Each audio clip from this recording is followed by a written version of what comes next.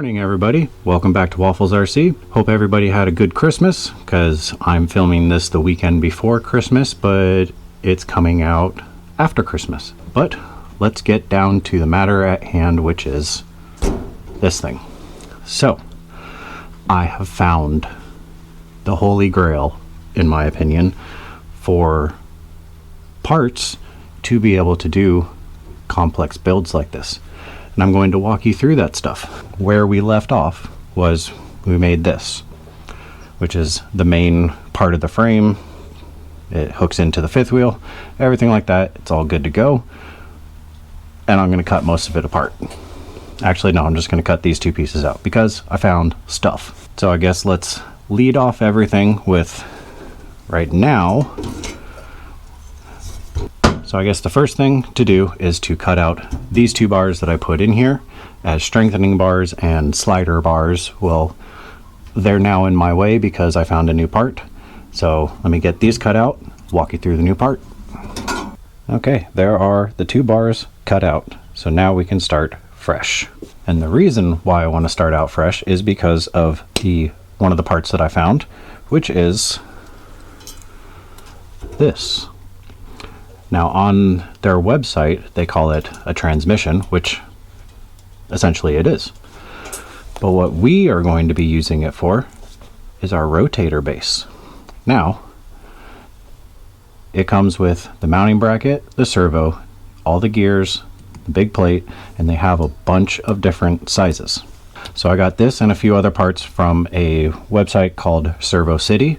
They are an American-based company. And this entire piece right here with the mounting plate, the servo, the gears, which everything is very nicely made, was this price, because I can't remember right now, but I'll look it up when I edit this, which is not a bad price for this. Honestly, the quality of this piece is incredible. Now we need to test it. So let's see if I can wire this thing up in such a way that, you know, it works. And we're going to use the semi because everything that I've found so far, my servo tester doesn't work. So I need to use the semi and the controller to do all this. So I have it hooked up to the semi. And the nice thing about it, there's no winch control wire that's needed to make this go back and forth. It's all in there already. So if we go like this, it turns that way. And we go the other way, and it goes the other way too. So I just had it on this switch right here, go one way, then back the other way. That's really cool. So I actually hadn't tested this yet and didn't know that I didn't need a winch controller like I do for the servo, the rams that I get, whatever, actuators. Those required to work correctly, you need a winch controller, which I just do the adapter and do the same type of switch, and it works. But this plugs right in, does everything you need to. Now on their website, they have a whole bunch of different configurations. You can get the big gear and the little gear, or basically it's different gear ratios of how fast you want it to go, how slow you want it to go, whether you want speed, torque. There's a lot of options, and I'm going to put a link in the description for all the parts that I found on this site for you guys to go and check out, because if you're doing complex builds like this, trust me, that's the site to go to. So we know that this works, but now we need it in here, and I'm going to be using the holes in this upper gear to mount our boom. So this will be the rotator base. But first and foremost, I need to make a plate to bolt this thing to, so that way it can be bolted in here, sit in here, and then we can start working on our rotator boom, hopefully. Don't feeling this out as I go, guys. And I've had no plans whatsoever on how I'm doing this. So let's get started on this and see where that takes us.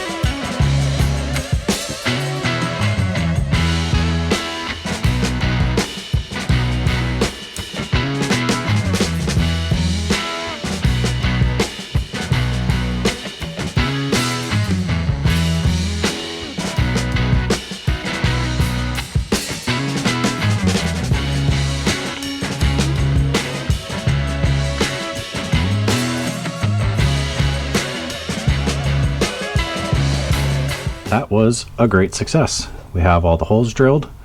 I'm only holding it in with 4 screws right now because I'm not doing math. Math is hard. 16. I'm not doing 16 screws just yet.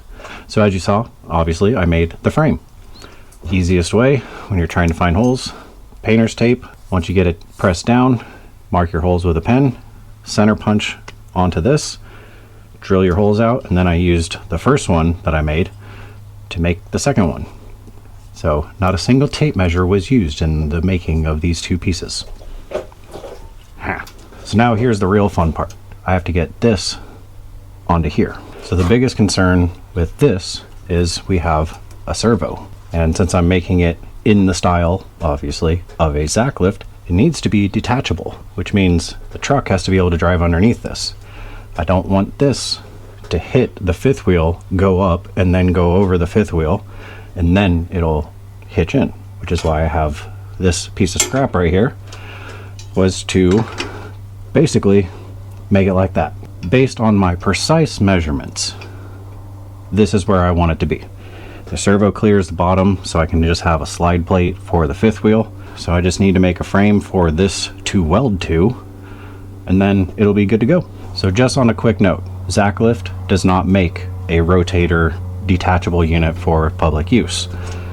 This is basically my imagination. So a lot of the things that I'm going to be doing to this aren't going to be entirely practical on a full-size scale, I guess you would say.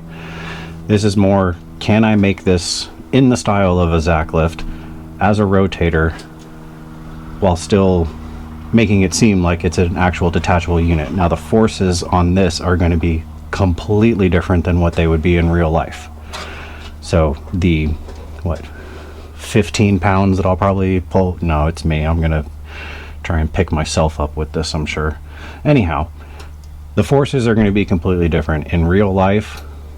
I'm sure Matt over at Zack Lift is still figuring out how to do this on a customer basis. So this is all just, I guess, for make-believe, to see, can I make it a detachable unit while having a Rotator?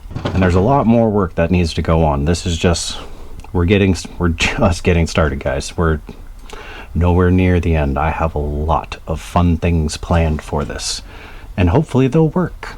Let me make a quick frame for this to set onto.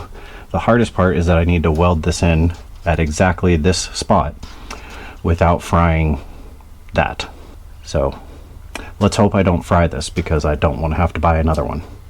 But if you go on to ServoCity.com, you can replace just this servo right here. It's got a part number on it.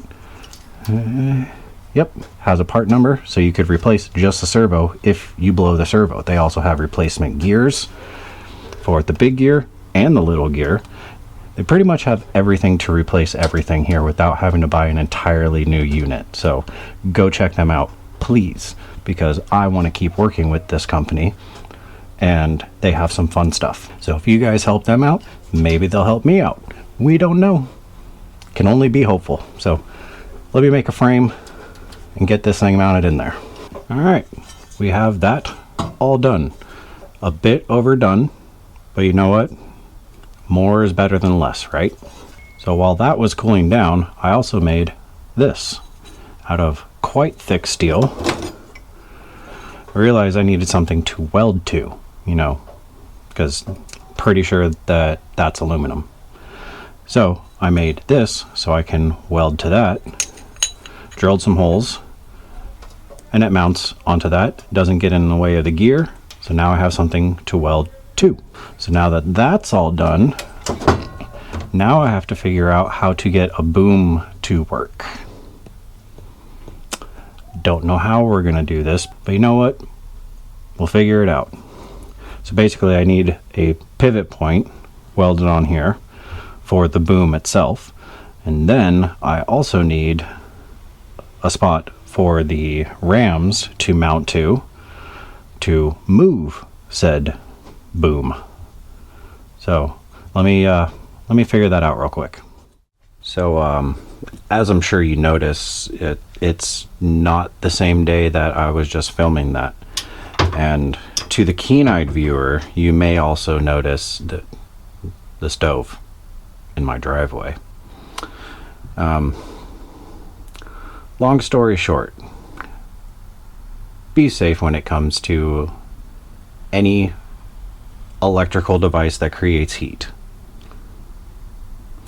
Also, make sure you have a good fire prevention plan planned out between you and your significant other or your family or whatever.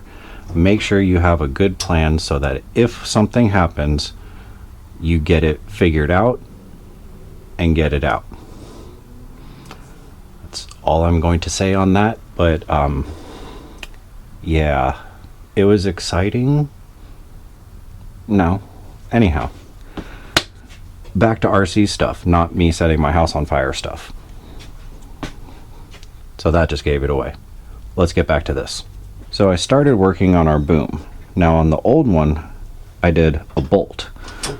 This one, I decided to do a pin that I will weld onto here. Drilled some hole in the plate. Take that out. This is a 1/2 inch grade 8 bolt. I'm going to weld this to these going through here so that way it has a pivot. Now the reason why I'm doing that on this one is because with the other Zack lift, I put the bolt in there to make it removable. Well, this boom is going to mount onto this plate, which mounts onto the Rotator transmission, which is removable. So trying to simplify things and make it look just a little bit nicer, because I can weld that up, grind it down, make it look a little bit nicer, and then from there we're off to the races. So with a main boom, we need lift, which means I need actuators. And the actuators that I have, I found an issue. I'm sure that you can see that all 4 of these actuators that I have are all different lengths and not close enough to look, halfway decent. Now with that Zack lift, the actuators are not the same length, but I didn't want to do that again. And these ones have a further gap in between of where they actually are in relation to each other. I was able to get these ones to be close, but these ones are going to be more visible, so I got different ones, which is why not continuing on. This one looks and works great, but we're trying to improve everything with this one. So other than the factor that those are not the same lengths, which upset me, they're not super strong. They're pretty strong for what they are. Honestly, they really are. I'm keeping those and I'm going to use them in something. But I went on to ServoCity's website, or actually goBILDA. Hold on, let me make sure I say the name correctly. So yeah, I went on to goBILDA.com and I ordered their actuators. Now these actuators are basically a winch servo with a screw piece. So you mount this solid, it goes in here like so, and then this piece right here rotates, which gives it that length of going up and down. But they have, a servo on them, so they look weird. On the other Zack lift, it looks fine because they're tucked away. These are going to be visible, so I ordered those ones from them. Now, a pack of 3 of these, all different lengths, were like $47. The new ones are not $47. They are significantly more. But as I've always known, but refused to do most of the time, sometimes quality parts cost more.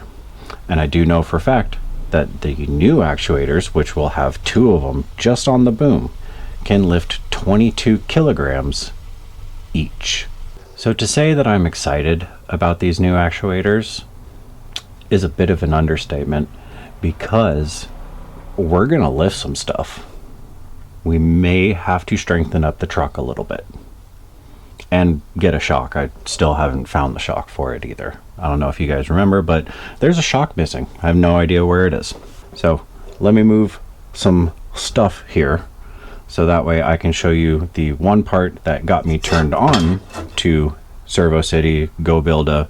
Let me show you the part that I ordered in the first place to try and make this build a little bit better. Okay, we need to carefully keep all of our parts with each other. Okay, those are with each other. That out of the way, that out of the way, and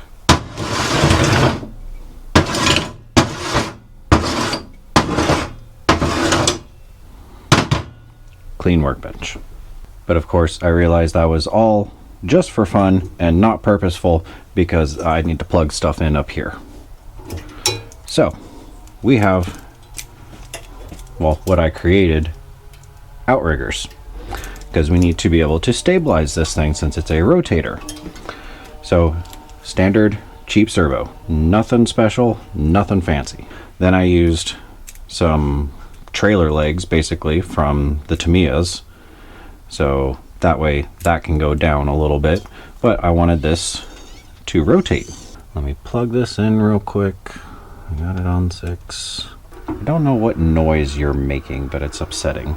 So I wanted the legs to be down here basically, but the downfall with a standard servo, no matter anything that I found, if you say that it rotates 180 degrees, it doesn't.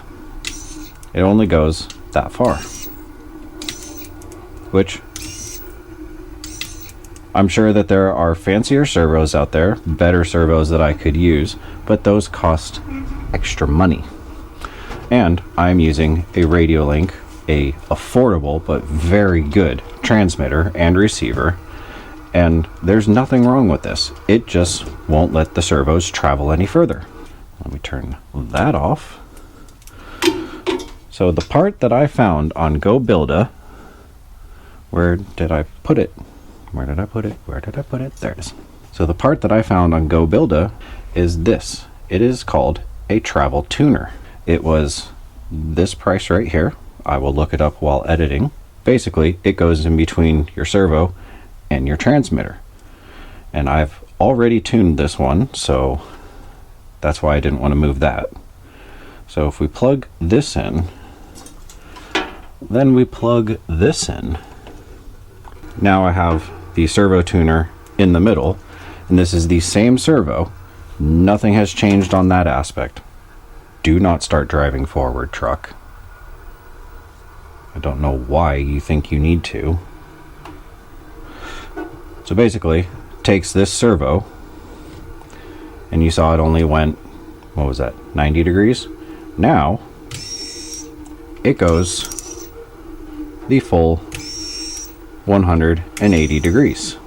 So with that tuner box that's on there, you can adjust your endpoints on each side, depending on how you have it hooked up to your transmitter and your receiver.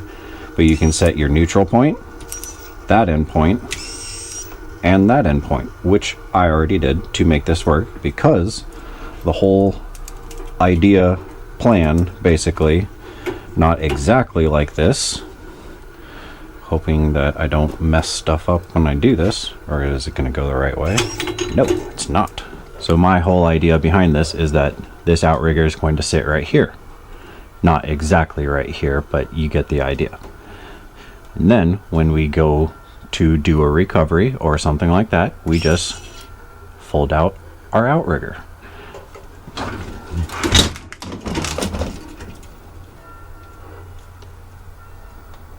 My truck is having an electrical issue right now, apparently. It keeps trying to drive away. There, you stay. And then, when we are done with said job, we just fold it up out of the way. Now the Tamiya legs I got,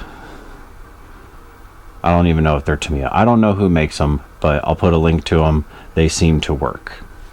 I don't know. But they are electric as well. So the whole point is to go down. It's going to sit on the ground, but you lift the leg up, then you fold the whole thing up. So that way we have adjustability for different terrain, is my hope. Let me turn this off before it just decides to drive off the workbench.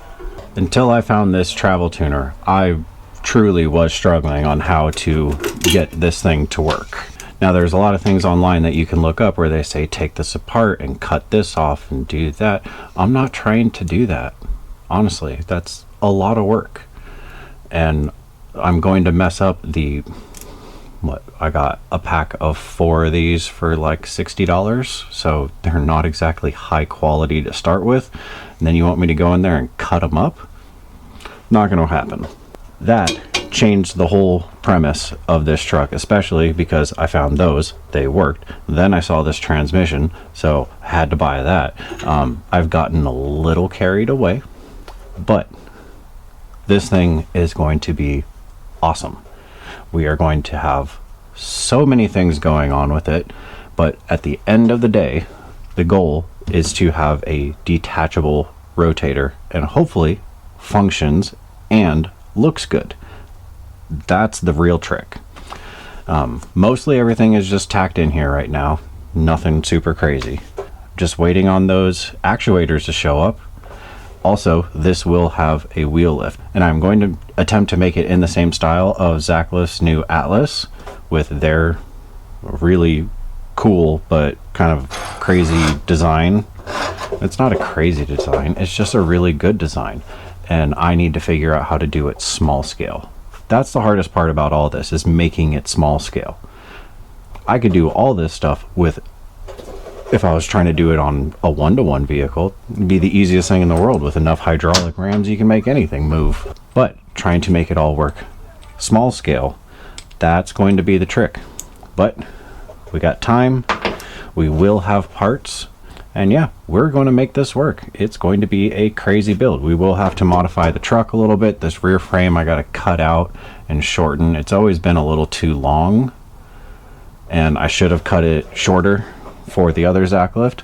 So I will have to cut this part of the frame and just move it in and maybe take this center brace out. I don't know. I'm hoping that just by moving it I can get it in. Once again, small scale stuff. If I had a big truck, it'd be much easier. So thank you all for watching. Thank you all for subscribing. I'm glad that we're back actually building something now. This is going to be a really complex build, and I'm very excited for it. So first and foremost, since this is getting kind of pricey, please go check out some merch. It'd be greatly appreciated. You can get it right here. There's a link down in the description as well. All the proceeds go into building these things. And now that I found ServoCity and goBILDA, oh, the plans are just going to get crazier and crazier. So definitely go check them out as well. Go see if you're trying to do a complex build or you want to make some stuff move on your stuff. Go check their site out. Once again, pricey, but so far worth it. And we'll get 100% more of a better idea of what those rams are truly capable of, because, well, it's me, and the old ones could tow my barbecue. I think we might be able to tow a truck.